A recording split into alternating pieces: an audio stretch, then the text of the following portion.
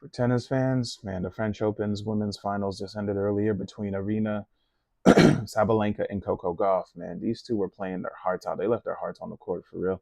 In the first set, I thought it was going to be a quick game because Sabalenka jumped up to a 4-1 lead, being up double breaks. But Coco came back to life. She was, she tied the game up 4-4, but she really could not hold her own serve. So they kept breaking each other back and forth. And then it went to a tie break, and Sabalenka won the first set 7-6. In the second set, Sabalenka definitely took a break. After she was down 2-0, you could almost tell in her face, she's like, okay, I just need to save energy for the third set because that's the one that will matter. Coco is going to run away with this second set, which ended up happening in like 20 minutes, and Coco won the second set 6-2. In the third set, Sabalenka kind of gives up the first break point, and then her emotions just kind of take over. The whole game she was kind of fighting her emotions. You know, Coco was still sticking to her game plan. She focused on Sabalenka's backhand, which is her weak point. Sabalenka's forehand is very dangerous, man. She has one of the strongest top spins in women's tennis.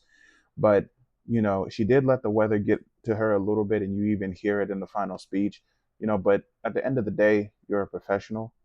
You're number one in the world for a reason. Tennis is played in the elements. You play outdoors. It's very rare that you even play in a dome stadium. I mean, it happens, but it's not often in your season. You have to be able to adjust, which Coco did. And that was kind of the biggest difference in this game right here. But Sabalenka, she was making Coco move around quite a lot to tire her out. She noticed Coco was standing a few feet off the baseline, so she would use those drop shots to her advantage. It just wasn't enough. Coco just kind of hang in there. She won the third set, her second championship. You know, this is her first Roland Garros French Open championship, and she also has a U.S. Open from 2023. So congratulations to her. She played a great game. Everybody was out to watch. Listen, this was a big one.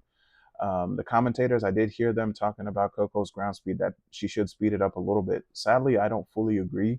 From my perspective, the reason is her technique would completely change if the ball has to be hit harder. And Coco is really good at keeping the ball in, and she chases down every ball. So that could develop over time, but I think it would change her game up too much. Right now, just enjoy this because what she's doing is working. She'll get better over time. Obviously, we're not seeing her peak yet, so let's keep it going, man. Congrats to Coco.